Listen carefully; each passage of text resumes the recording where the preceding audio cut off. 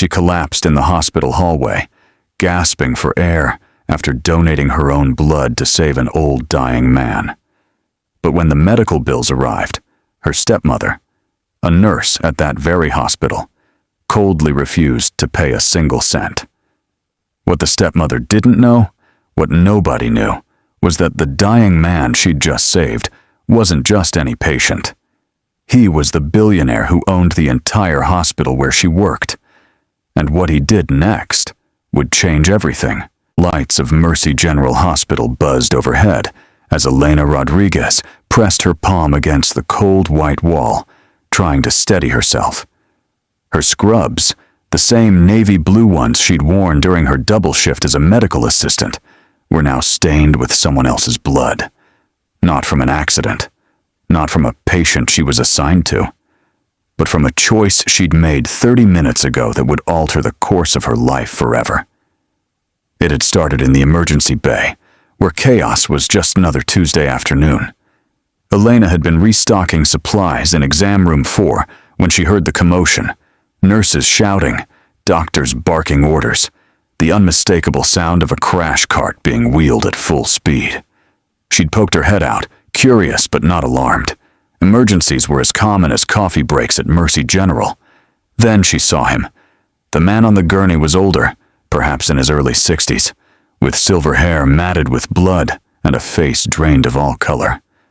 His expensive suit, even Elena could tell it was expensive, the kind her stepmother Vivian would call old money, was torn and soaked crimson. The paramedics were shouting something about a car accident, massive internal bleeding. Type AB negative blood needed immediately. "We don't have AB negative in stock," a nurse had screamed, her voice cracking with panic. "The blood bank is 40 minutes away, and he doesn't have 40 minutes. Elena's feet had moved before her brain could catch up. "I'm AB negative," she'd said, her voice somehow steady despite her racing heart. The memory of her mother, her real mother, not Vivian Martinez, the woman who'd married her father 3 years ago, flashed through her mind. "You have rare blood, Mija. That makes you special. That makes you a lifesaver." Her mother had died when Elena was 16, and those words had echoed in her head ever since. Vivian had never said anything remotely that kind to her, not in the 3 years since she'd become Mrs. Rodriguez. The doctors hadn't hesitated. Within minutes, Elena was on a bed beside the dying stranger, a needle in her arm, watching her blood flow through plastic tubing into his body. She'd donated before, but never like this. Never as an emergency direct transfusion. Never while watching someone's life literally depend on what flowed through her veins. They'd taken more than they should have. She knew it. The nurses knew it. But the alternative was watching a man die on a gurney in front of them, and Elena couldn't live with that. Her mother hadn't raised her to stand by while someone needed help. Vivian, on the other hand, had tried to raise her to think practically and not get involved in other people's problems, advice Elena had never been able to follow. Now, 30 minutes later, Elena's world was spinning. The room tilted like a ship in a storm, and her knees buckled. She tried to call out, but her voice came out as barely a whisper. The last thing she remembered, before hitting the floor, was a doctor's face swimming above her, mouth moving in words she couldn't quite hear. When she came to, she was in a hospital bed. Ironic, considering she worked here. An IV drip fed fluids into her arm, and a nurse she didn't recognize was checking her vitals. "Easy there," the nurse said gently. "You gave a lot of blood. More than we should have taken, honestly. But you saved that man's life. He's stable now, in the ICU." Elena managed a weak smile. Saving a life. That had to count for something, right? That had to mean... "Elena Rodriguez?" A billing clerk appeared at her bedside, tablet in hand, expression apologetic but firm. "I need to go over some paperwork with you. The emergency transfusion, your treatment, the recovery room. Your insurance doesn't cover emergency donations, and since you're not a patient of record..." The number the clerk showed her made Elena's stomach drop further than the blood loss already had. $12,000. For saving someone's life, she now owed $12,000 she absolutely did not have. Her medical assistant salary barely covered her tiny apartment and student loans from the nursing program she was desperately trying to complete. She couldn't ask her father. He was already stretched thin supporting Vivian's expensive tastes. "There's a payment plan option," the clerk was saying, but Elena barely heard her. Because standing in the doorway, arms crossed, expression cold as January snow, was Vivian Martinez, her stepmother, the senior nurse on the 4th floor, the woman who'd made Elena's life a calculated misery since marrying her father. Vivian looked every inch the seasoned nurse she was, perfectly pressed scrubs, hair in a tight bun, not a wrinkle or stain to be seen despite working in the same hospital. But it was her eyes that Elena noticed most. Those pale blue eyes held no warmth, no concern for her stepdaughter, lying weak in a hospital bed. Only judgment. "So," Vivian said, her voice dripping with disdain, "I heard you played hero today." She stepped into the room, and the billing clerk quietly excused herself, sensing the tension crackling in the air like static electricity before a thunderstorm. $12,000, Elena? For a stranger. Elena tried to sit up straighter, tried to find her voice. "He was dying. I had to." "You had to make another impulsive decision without thinking about the consequences." Vivian cut her off, her words sharp as scalpels. "Just like your mother." The words hung in the air like poison gas. Just like your mother. Elena felt the sting deeper than any needle they'd put in her arm. Vivian knew exactly how to twist the knife. She always did. Bringing up Elena's deceased mother wasn't just cruel, it was calculated. It was Vivian's favorite weapon, and she wielded it with surgical precision. "My mother," Elena said softly, her voice trembling not from weakness now but from barely suppressed rage, "would have done the same thing. She taught me that saving a life matters more than money." Vivian's laugh was sharp and brittle, like glass breaking. "And where is she now, Elena? Where did all that selfless nobility get her?" She moved closer to the bed, her footsteps deliberate, each one a punctuation mark in her cruelty. Dead at 38, because she gave and gave and gave until there was nothing left. Working herself to the bone for other people's children at that free clinic while her own daughter went without. Elena's hands gripped the thin hospital sheets. She wanted to scream, to throw something, but her body was too weak, too drained. The IV line in her arm felt like an anchor holding her down, forcing her to endure this humiliation. "I came here," Vivian continued, pulling up a chair with a screech that made Elena wince, "because the hospital called your emergency contact. That would be your father. My husband." She emphasized those last two words like ownership. "Papers. He's out of state on that work conference in Denver, so they called me. And do you know what I found when I got here? My stepdaughter, the girl who's supposed to be responsible, who's supposed to be in nursing school making something of herself, giving away pints of blood like it's free charity. He would have died. People die every day in hospitals, Elena." Vivian's voice was flat, matter of fact, the voice of someone who'd seen too much death to be moved by it anymore. Or perhaps, Elena thought darkly, she'd never been moved by it at all. "That's not your responsibility. Your responsibility is to your family, to your future, to not creating financial burdens that other people have to clean up." The word burden landed like a slap. Elena had heard it before, countless times in the 3 years since Vivian had married her father. She was a burden because she still lived at home while attending community college. She was a burden because her father helped with her tuition. She was a burden because she existed. a living reminder of the first Mrs. Rodriguez, the woman Vivian could never quite erase. "I'll pay it back," Elena said, hating how small her voice sounded. "I'll pick up extra shifts. I'll figure it out." "With what money?" Vivian leaned back in her chair, crossing her legs with an air of someone settling in for a performance.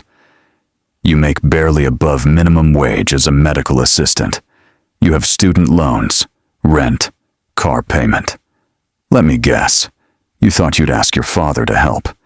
You thought you'd come crying to Daddy, and he'd write you a check like he always does."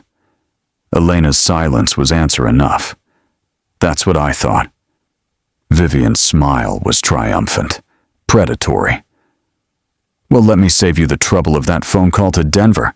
The answer is no. Your father and I have been discussing your situation, and we both agree. It's time you learn to handle your own problems. Consider this your lesson in consequences." "You can't speak for him," Elena protested. But even as she said it, she felt the doubt creeping in. Vivian had a way of getting into her father's head, of slowly poisoning his thoughts against his own daughter. It had been happening for 3 years, subtle and insidious, like carbon monoxide filling a room. "Can't I?" Vivian pulled out her phone, tapping the screen with one perfectly manicured nail. "I texted him an hour ago. Want to see his response?" She turned the phone toward Elena, and there it was in cold, digital text. "If Elena made this choice, she needs to deal with the consequences. We've enabled her long enough. This is for her own good." Elena felt something break inside her chest. Not her heart, exactly, but something close to it. The part of her that still believed her father would choose her over Vivian. The part that thought blood meant more than marriage certificates. "But I saved someone's life," Elena whispered, and she hated how pathetic she sounded, how desperate. Vivian stood, smoothing down her scrubs with an air of finality. "And now you'll pay for it. Every single cent." She walked toward the door, then paused, looking back over her shoulder. "Oh, and Elena?" "I'd start looking for a second job if I were you. The hospital's payment plan still requires a down payment of $3,000 within 30 days. After that, they send it to collections, and that ruins your credit. Good luck getting through nursing school with ruined credit and no cosigner." The door closed behind her with a soft click that sounded like a prison cell locking. Elena lay there in the sterile white room, the IV drip continuing its steady rhythm, and felt tears sliding down her cheeks. Not tears of sadness. She'd cried those already, years ago at her mother's funeral. These were tears of rage and helplessness, the kind that burned rather than soothed. Somewhere in this hospital, a man was alive because of her. Somewhere in the ICU, her blood was flowing through his veins, keeping his heart beating, keeping air moving through his lungs. And here she was, punished for it, humiliated for it, abandoned by the only parent she had left because of it. The nurse returned to check her vitals, offering a sympathetic smile that Elena couldn't return. "You'll need to stay another hour for observation," the nurse said gently. "Then you're free to go. Though I'd recommend taking tomorrow off. You need rest." Rest. As if she could afford to miss work. As if she could afford anything anymore. Elena closed her eyes and tried not to think about the number. $12,000. It might as well have been 12 million. And Vivian's parting shot echoed in her head. $3,000 in 30 days. She had no idea how she'd survive this, no idea where the money would come from. All she knew was that she'd done the right thing, and somehow, doing the right thing had destroyed her life. 3 floors above Elena's room, in the private wing of Mercy General Hospital's ICU, Alexander Chen opened his eyes for the first time in 6 hours. The world came into focus slowly. White ceiling tiles, the rhythmic beeping of monitors, the sterile smell of antiseptic mixed with something metallic. Blood. His blood, he realized, though somehow it didn't feel entirely like his own anymore. There was something different flowing through his veins now, something that had pulled him back from the edge of death. "Mr. Chen."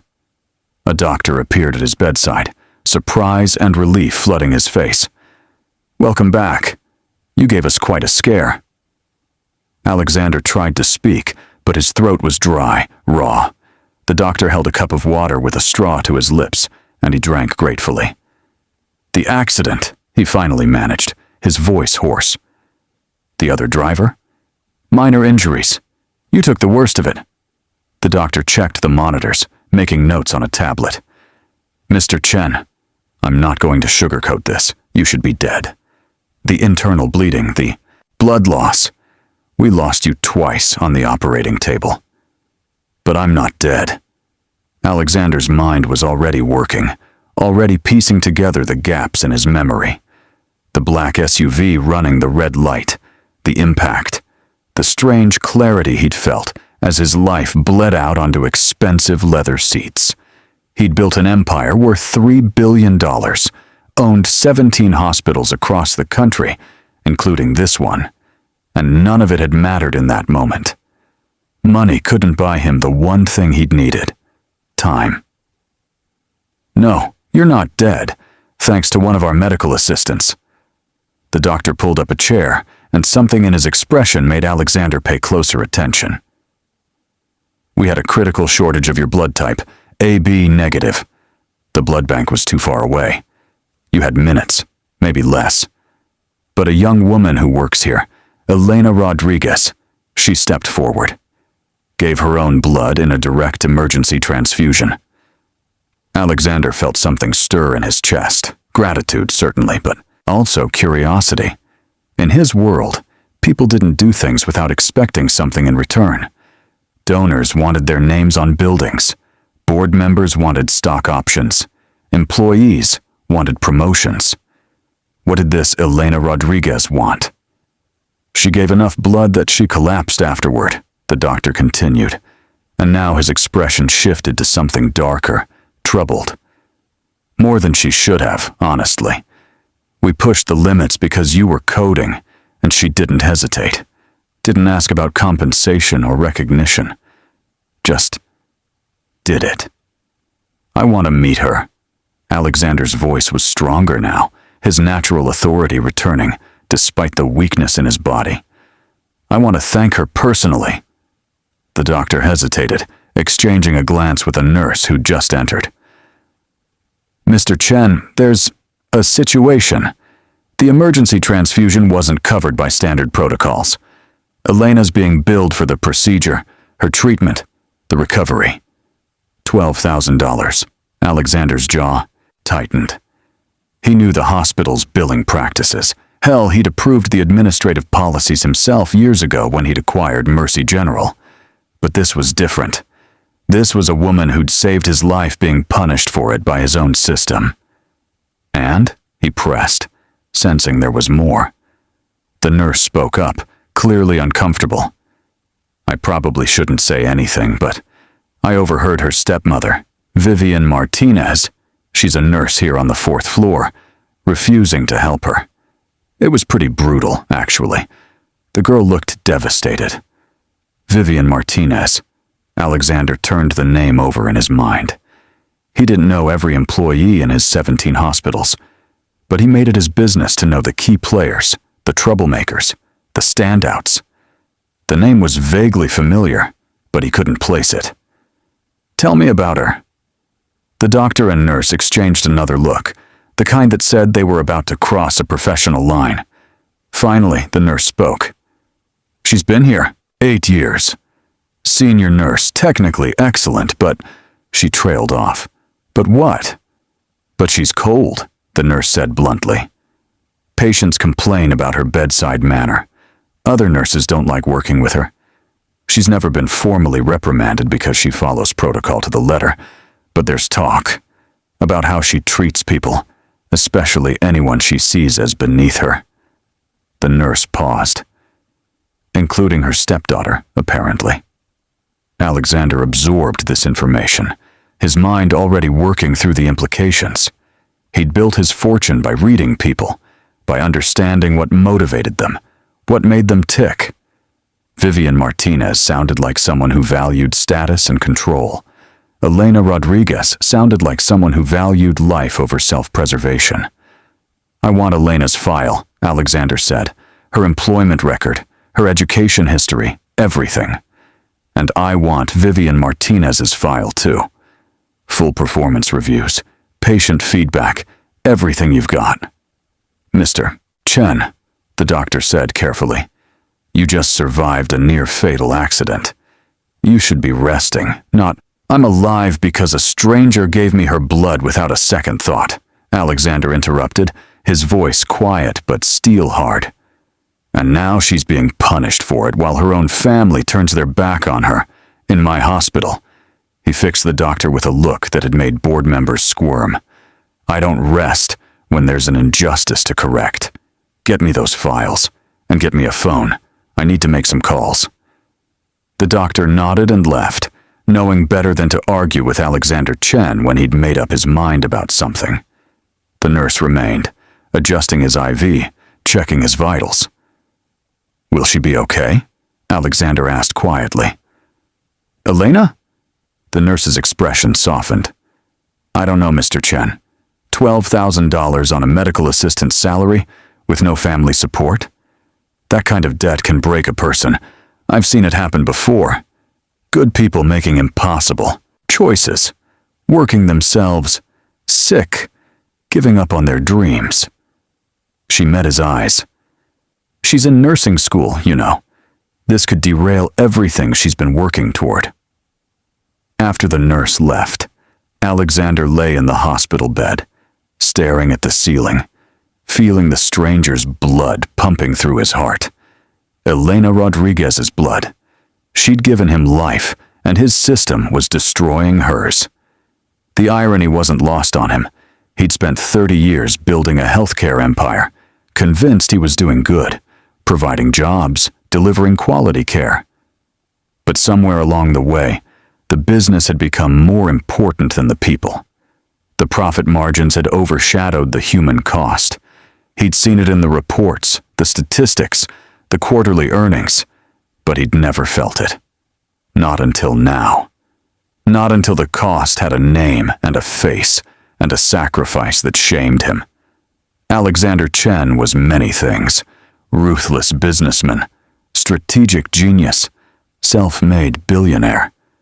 But he was also a man who paid his debts, and right now he owed a debt that couldn't be calculated in dollars and cents.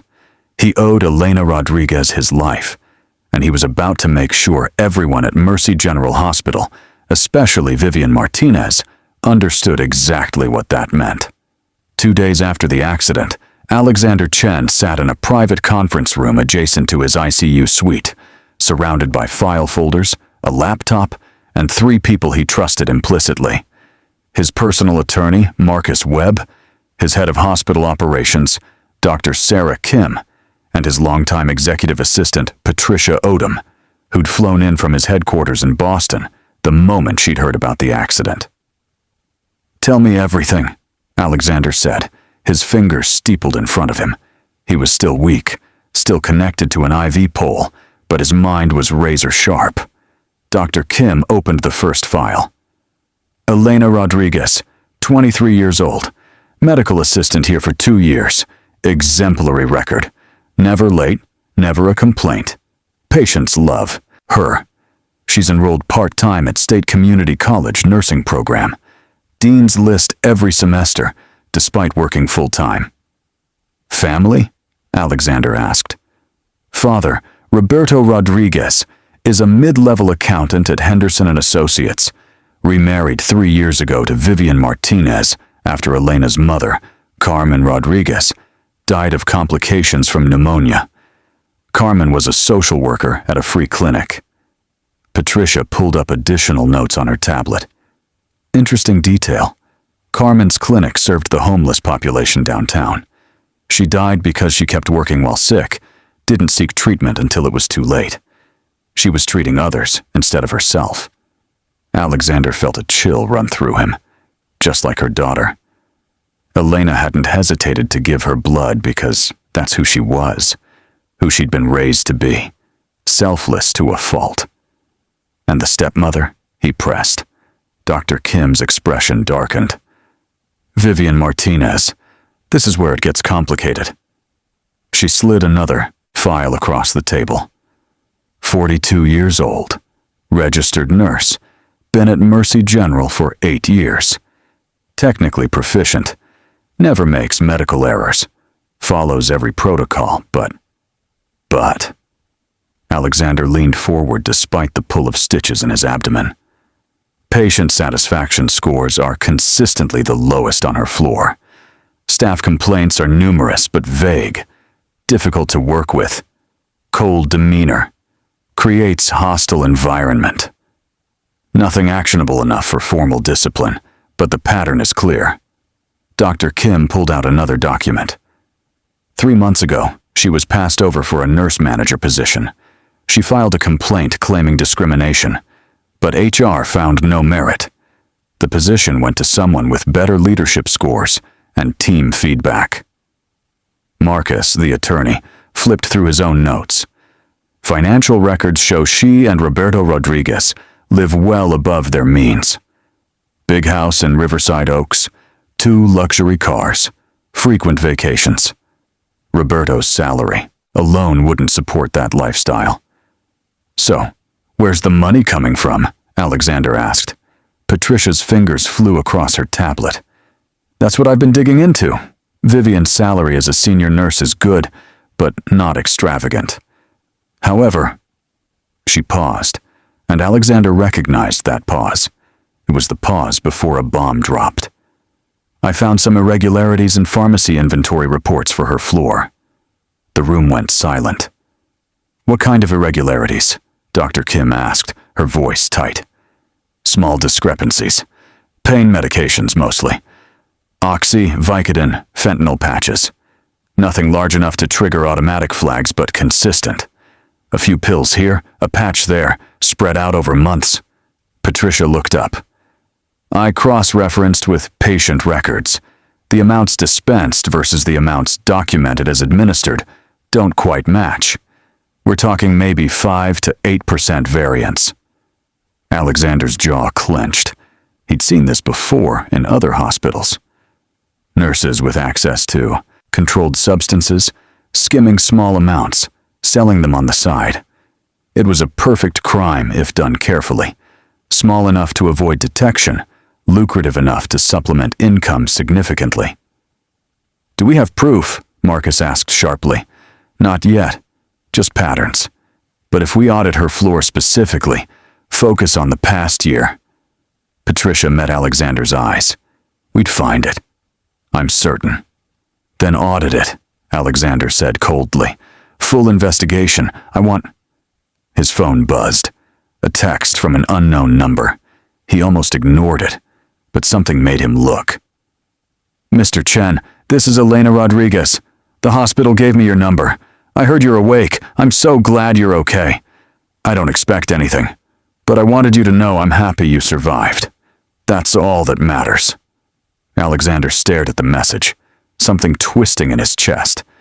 This young woman was drowning in debt because of him, abandoned by her family, her future in jeopardy, and she was texting to say she was glad he survived.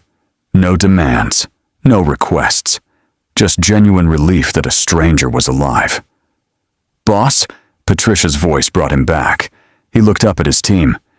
Here's what we're going to do. First, Elena's medical bills are paid, all of them, anonymously. Make it look like a hospital foundation grant or something. I don't want her to know it came from me yet. Yet? Dr. Kim asked. I want to meet her face to face, but not like this. Not as the billionaire owner coming down from on high. Alexander's mind was already formulating a plan. I want to see who she really is when she doesn't know who I am. When there's no power dynamic, no reason to impress me. Marcus frowned. Alexander, you're recovering from major surgery. You should be resting, not playing undercover boss. I'll rest when I'm dead, which I would be if not for her. Alexander turned to Patricia. Get me discharged. AMA if necessary. Set me up in a hotel near here, somewhere modest. And get me on the schedule as a volunteer patient advocate or something. Something that would put me in contact with medical staff. A volunteer? Dr. Kim looked incredulous. You own the hospital. Exactly. And I need to see what's really happening in my hospital when the owner isn't watching. He looked at each of them in turn. Elena Rodriguez saved my life and got crucified for it. Vivian Martinez is potentially stealing drugs and definitely creating a toxic environment. I need to know what else I'm missing. What else is happening in my hospitals that I don't see from boardrooms and quarterly reports? Patricia nodded slowly, already making notes. I'll arrange everything. But Alexander, if Vivian Martinez finds out who you really are before you're ready, she won't, Alexander said with certainty, because none of you will tell her. As far as anyone knows, Alexander Chen is still in the ICU, recovering, unavailable. We'll use a stand-in if necessary for any official hospital business. And when you meet Elena? Marcus asked. What then? Alexander looked down at the text message again. That's all that matters. Then I find out if my first impression was right, he said quietly. If she's really as genuine as she seems, or if she's just another person looking for an angle. But even as he said it, he didn't believe it. Something in that simple text message, in the nurse's description of Elena's collapse, in the medical records showing she'd given blood until she couldn't stand. It all pointed to someone real, someone rare, someone who might restore his faith that goodness still existed in a world he'd grown cynical about. There's one more thing, Dr. Kim said hesitantly. Elena's scheduled to work tomorrow. Third shift, 11 p.m. to 7 a.m. She picked up extra hours, probably trying to start paying off that debt. Alexander felt anger surge through him again. She should be home resting, recovering from severe blood loss. Instead, she was working overnight shifts because his system had failed her. Perfect, he said, his voice hard with determination. Then tomorrow night, I start my first shift as a volunteer, and we start finding out the truth about what's really happening at Mercy General Hospital.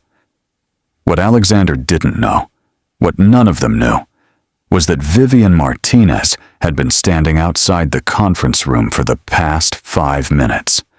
The door hadn't been fully closed, and she'd heard everything. Elena moved through the dimly lit corridor like a ghost, her body protesting every step. She shouldn't be here.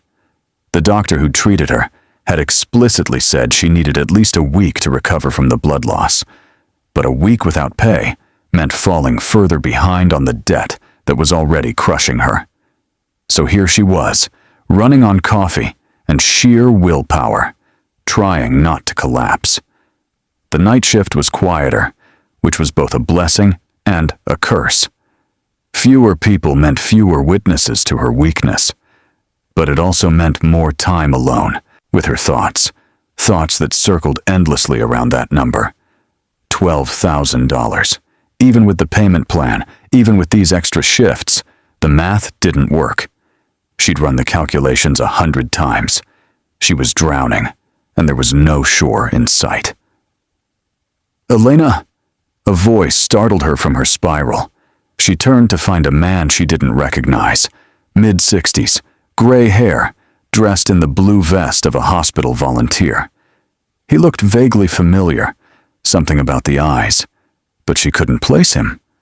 Sorry, didn't mean to scare you. I'm Robert Chen, new volunteer with the patient advocacy program.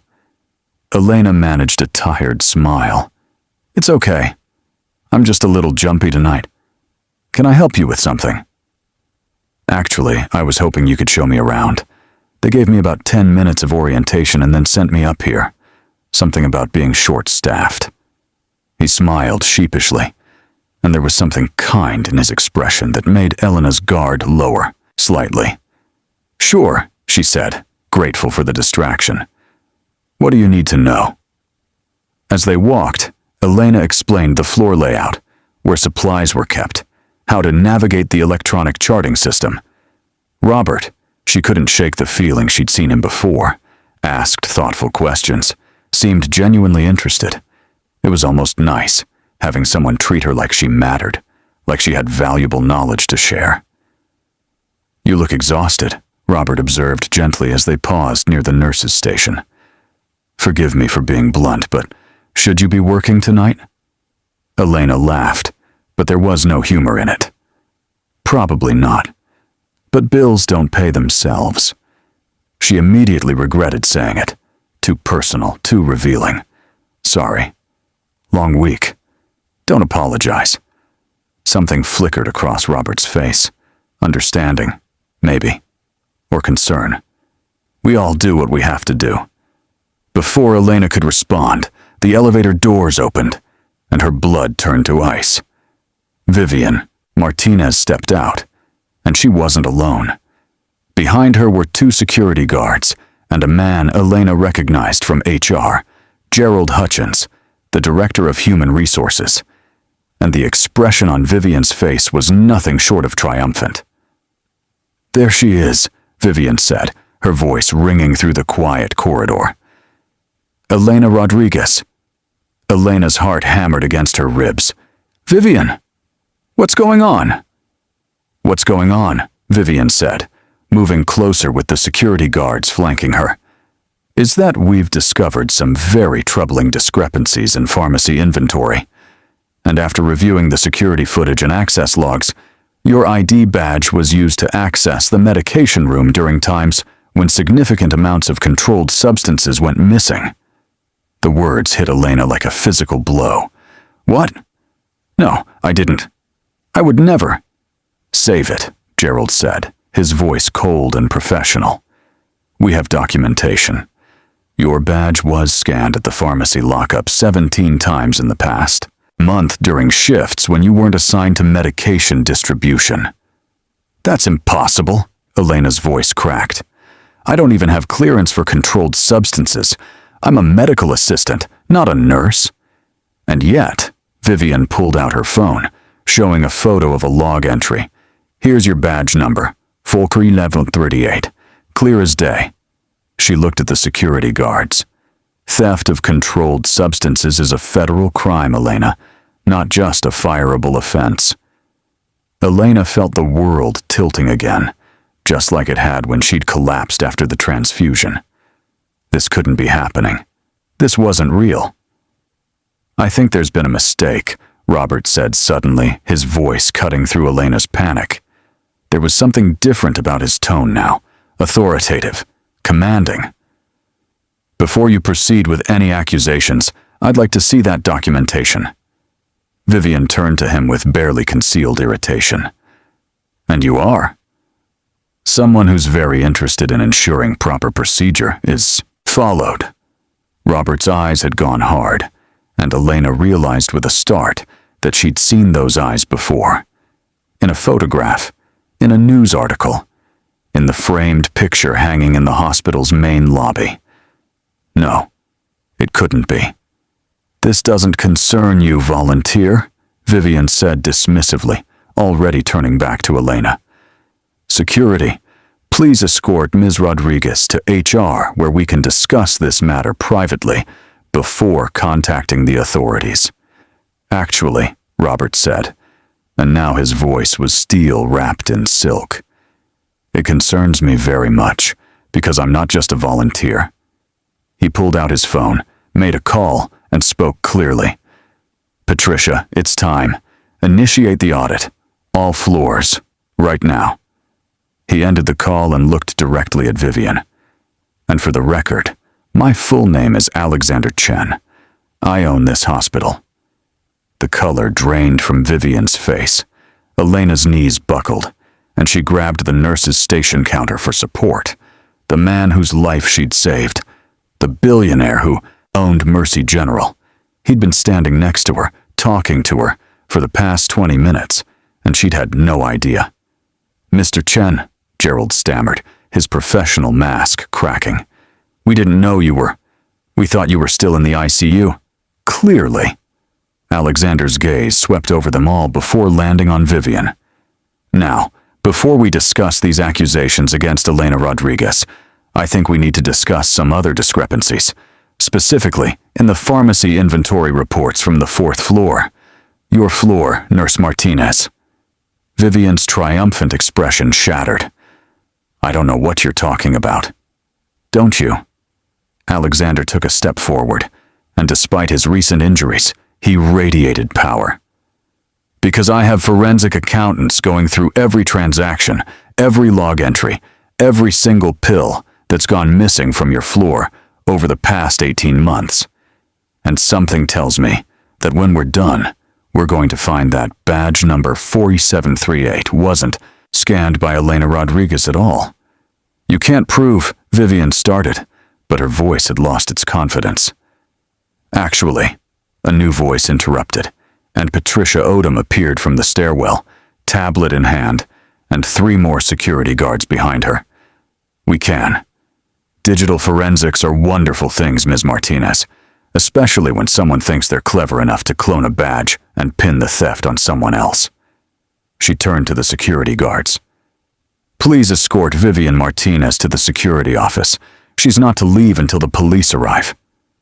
This is insane. Vivian's voice rose to a shriek as the guards moved toward her. You can't do this. I've done nothing wrong. That little bitch. She pointed at Elena. She's the one who's been stealing. She needed money for her bills. She had motive. And you, Alexander said quietly, had 18 months of motive.